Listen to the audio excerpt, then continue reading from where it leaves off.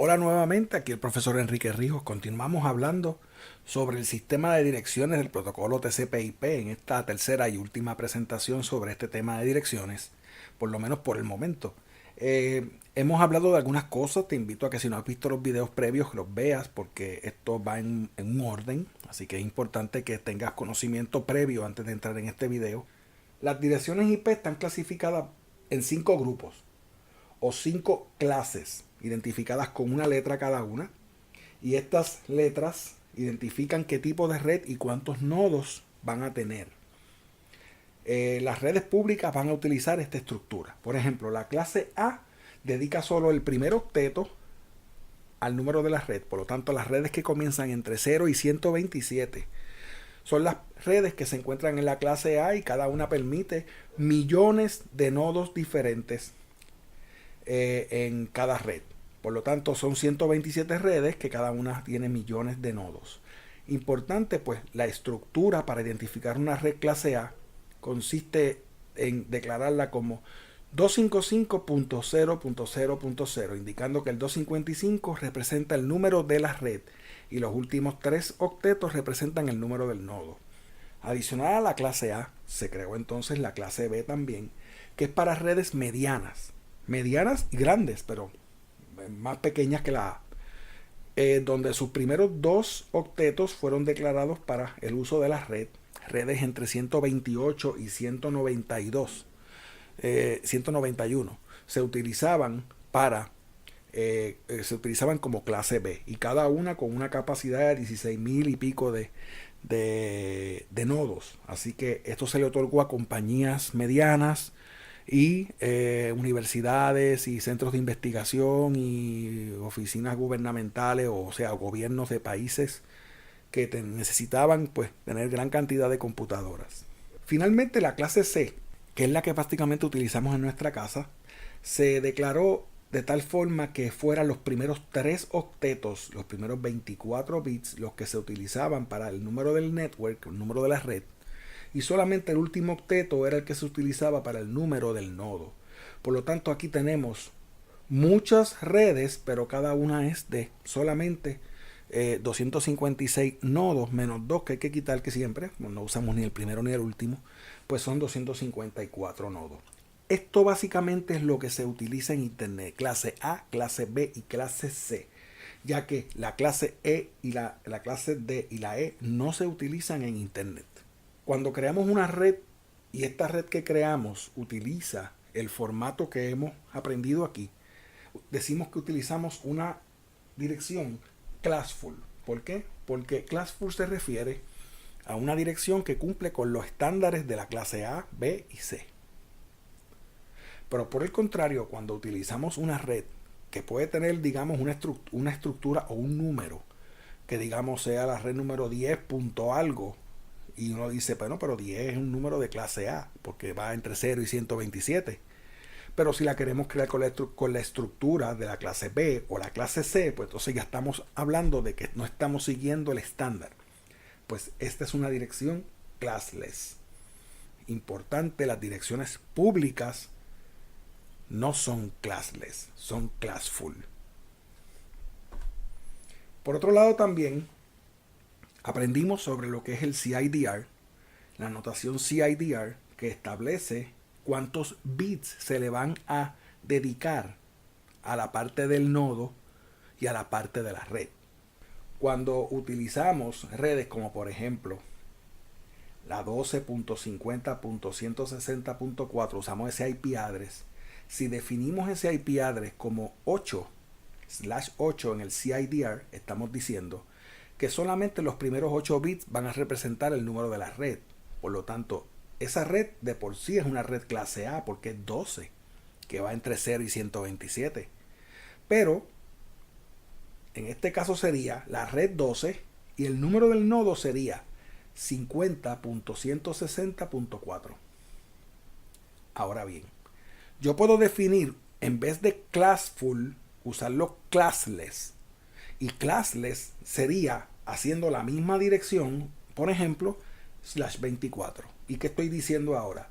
Ahora estoy diciendo que los primeros 24 bits, que sería esto que está aquí, va a ser dedicado a la red y solamente este va a ser el nodo. Fíjense que aquí el nodo era el 50.160.4.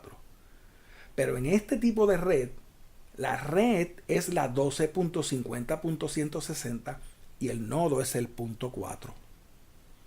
Y no es lo mismo declararlo de esta forma que declararlo de esta forma.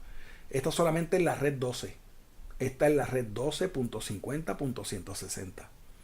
Son cosas muy diferentes. Así que eso es lo que significa classless versus classful. Y esta es la importancia del CIDR, que determina cuántos bits le estamos dedicando a la parte de la red. Nosotros tenemos una red local en nuestra casa, pero nosotros no salimos al internet tan pronto nos salimos de la casa. No, nosotros salimos a una red que pertenece a la compañía de cable, pero realmente salimos a una red muy pequeña que tiene nuestra casa y la de nuestros vecinos. Y a su vez se conecta con una red más grande que tiene la de la calle completa. Y luego entonces tiene una red aún más grande que conecta varias calles. Y sucesivamente la red se va haciendo más grande y más grande y más grande hasta que cubre toda la urbanización o todo el lugar donde se vive. Y finalmente, una vez llegamos a la compañía de cable TV, entonces hay un router allá y ahí es que nosotros salimos al internet. Así que es bien importante dejar claro que existen dos tipos de redes IP, las públicas y las privadas. Y las públicas trabajan classful, las privadas pueden trabajar classful o classless. Vamos a hablar un poco sobre este tipo de direcciones que están reservadas. Hay unos grupos de direcciones que se ha establecido que deben ser utilizados por las personas o por los individuos o por las organizaciones. Por ejemplo, la red número 10, que debe ser una red clase A, ¿verdad? Porque su primer octeto está entre 0 y 127. Y el NEMA es 255.000. Pues la red 10, por lo regular, se utiliza como una red privada. ¿Qué significa eso? Que no existe nadie en la red 10. El 10.0.0.0/8 está reservado para cualquier compañía porque tiene tantos millones de computadoras que necesita un clase A. Pero esa dirección, aunque es pública, no se utiliza a nivel público y se utiliza a nivel privado. O sea que yo puedo tener aquí una red 10 en mi casa, conectada con mis 3 computadoras aquí. Existe esa opción para compañías que así lo requieran y eso se puede usar libremente, porque eso es para uso privado, para uso de la gente que utilice redes locales en su casa o en su negocio. Yo puedo crear una red 10 y definirla classless como si fuera una clase C. Y en muchas universidades y centros de gobierno se utiliza la red 10, en lugar de usarla como un clase A, se usa como un clase B o como un clase C. Y se pueden crear 10 redes diferentes, todas comenzando con 10, 10.1, 10.2, 10.3, 10.4 hasta la 10.9. Y desde la 10.0 a la 10.9 yo estoy creando 10 redes diferentes dentro de mi organización. Y eso yo lo puedo hacer y no estoy violando nada, porque no es una red que se utiliza a nivel público. ¿Y qué pasa si yo uso una red 10.1.x.x, como si fuera un clase B? Y el vecino tiene otro grupo de computadoras y le pone la misma red 10.1.x.x. Pues no va a pasar nada. ¿Por qué? Porque él tiene su red privada y yo tengo mi red privada. Y mi red privada no se conecta con la red privada de él. Por lo tanto, al no haber comunicación directa, no se duplican los IP address, no hay duplicidad de IP address, porque no hay comunicación directa. Por eso es que yo puedo tener aquí la estructura que yo quiera, detrás de mi router, yo tengo la estructura que yo quiera. Y no va a interferir con lo que está más allá de mi router. Para una red privada, mediana, para empresas medianas o para universidades, colegios, se puede utilizar una red 172.16, que es una red de clase B. Y se puede utilizar sin problema ninguno en cualquier red. No es muy famosa, de verdad que yo no he visto muchas redes 172.16. Pero está definida esa red también como para uso privado y no afecta en nada se definiría como está aquí, 172.16.0.0/16. ¿Por qué? Porque es una clase B, tiene los primeros dos octetos, que son 8 y 8, 16, y los últimos dos son los del nodo. Así que creo que caben 16.300 y pico no, 65.536 nodos. Así que realmente, pues para redes grandes, ¿verdad? Pero se puede definir también como una clase C y no sería tampoco ningún problema. Es igual que la red 10, se puede definir también como clase B o C. Los números que están destinados para este tipo de red 172.16 van desde la 172.16.0.0 hasta el último nodo, que sería el 172.31.255.255. ¿Por qué? Porque ya el que sigue después sería el 172.32, y ese es un clase B público, legalmente público. Ese no se puede usar. Pero el 172.31.255 sería el último, que de hecho no se puede usar porque es el broadcast, pero es el último. Y tampoco se puede usar el 172.16.00. Se pueden definir 16 redes de 65.536 nodos cada una de estas redes. Realmente para compañías bastante grandes también. La más famosa de todas las redes, que es la que tal vez usamos en nuestra casa en todas partes, y está dada por se ha otorgado el número 192.168. El 192.168 es una red de clase C. Realmente esta red se reservó completa 192.168.x.x, como si fuera un clase B, y realmente es la que todo el mundo utiliza. Por ejemplo, podemos utilizar la red privada de la casa. Usted puede ver que su red puede comenzar con 192.168.1.1. Ese puede ser el router de su casa, que es una clase C, 24 bits en la parte del network, 8 bits en la parte del host, con un netmask de 255.255.255.0. Se puede definir como clase B o como clase C, pero regularmente se define como clase C. Esa, y es la más famosa de todas porque es la que prácticamente todos tenemos en nuestra casa. Acepta unos 250 nodos, lo estoy resumiendo en eso más o menos, son el número 254. ¿Verdad? Obviamente, cuando yo hablo de ese número, el número 256, y no se usa ni la primera ni la última, son 254. Pero a eso hay que añadirle que necesitamos un gateway, que necesitamos un DHCP, un DHCP, que lo vamos a ver luego. O sea, cuando vengamos a ver, 250 nodos es lo que más o menos se pueden usar en cada red clase C. Así que realmente, pues, eso es lo que hay disponible. Todas las redes caseras, por lo regular, vienen ya, los routers ya vienen destinados a ese tipo de direcciones, 192.168.algo.algo. No está disponible a nivel público la red 192.168 desde la .0 hasta la .255. No está definida a nivel público para ser usada a nivel privado por nosotros los individuos que tenemos redes locales en nuestra casa. Por lo tanto, al no estar conectadas, pues sencillamente pues, no interfieren en lo más mínimo ni violan ninguna clase de situación con el Internet. Ok, vamos a hablar un poquito sobre, ya yo dije básicamente que se eliminaban dos direcciones, y yo creo que es importante dejar claro por qué se eliminan esas dos direcciones. Las dos direcciones que se eliminan en toda red son la primera y la última. Fíjate que yo no he dicho el número. ¿Por qué no he dicho el número? Porque no siempre la red comienza con 0 y termina en 255. Puede haber una red que comience con un número distinto a 0 y que termine con un número distinto a 255. Y no es posible decir claramente que del 0 y el 255 lo voy a eliminar. No.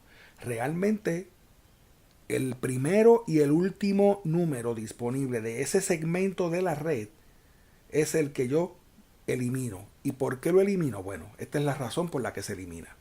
En primer lugar, cuando hablamos a principio del curso de los broadcasts, acuérdense de los broadcasts a principio cuando hablamos de los MAC address, que se enviaba un broadcast al FFFFFF.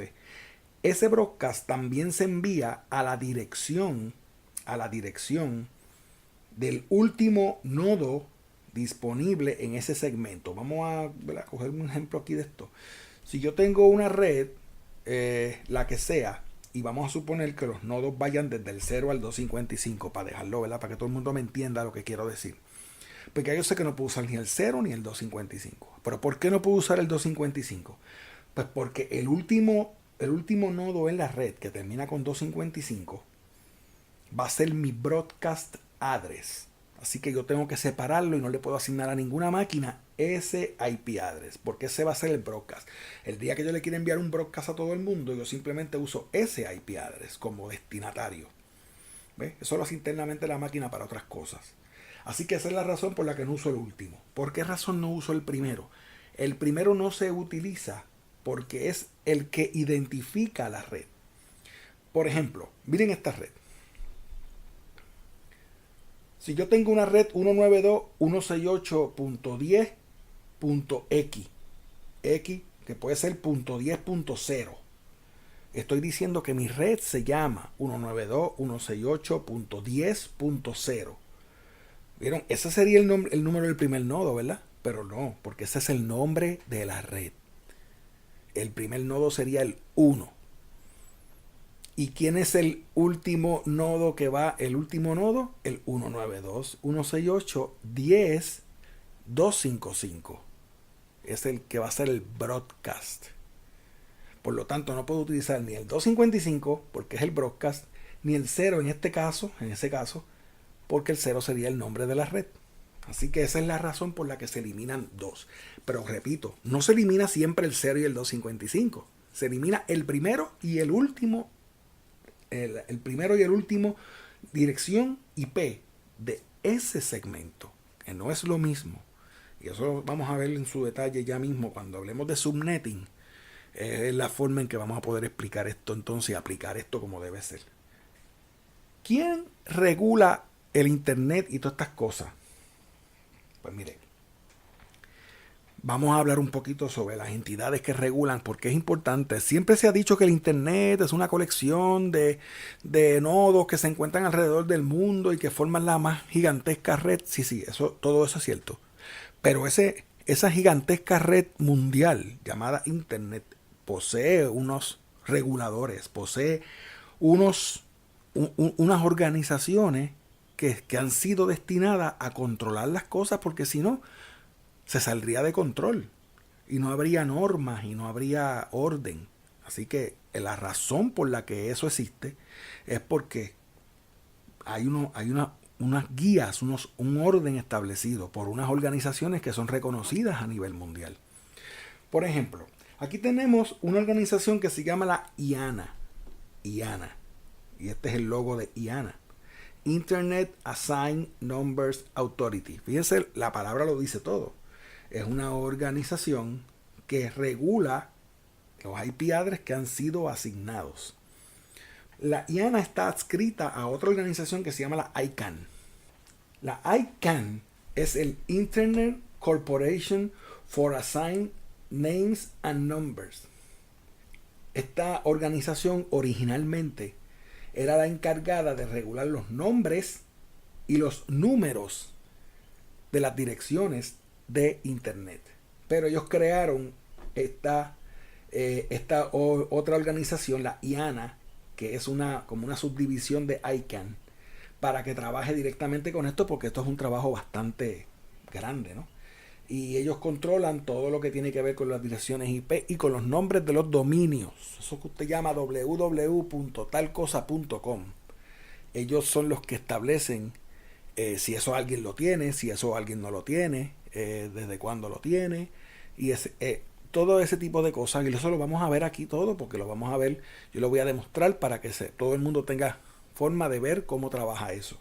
Esto realmente, pues, es una breve descripción de estas organizaciones que son las que administran el Internet. De hecho, ellos también establecen otras cosas, y hay otras organizaciones más que entran, que establecen cosas con relación al uso del lenguaje. una actividad que sea ilegal, uno puede reportar, o una persona que quiere, por ejemplo, hostigar a otra por vendiéndole algo o persiguiendo a uno a través de los sistemas de internet, yo puedo reportarla a estas organizaciones y a esa persona le pueden quitar el dominio para que no siga haciendo eso, o un fraude o ese tipo de cosas. O sea, aquí hay toda una organización detrás de esto. Lo que pasa es que mucha gente no la conoce. En el 1996 la IANA sometió ese documento que se llama el RFC 1918, que es un Request for Comment, que no es otra cosa que un documento oficial, y entonces se aplica a lo que ellos están estableciendo como parte del estándar. Los RFC se van a ver a lo largo de todo el internet porque hay muchísimas cosas reguladas a través de RFC.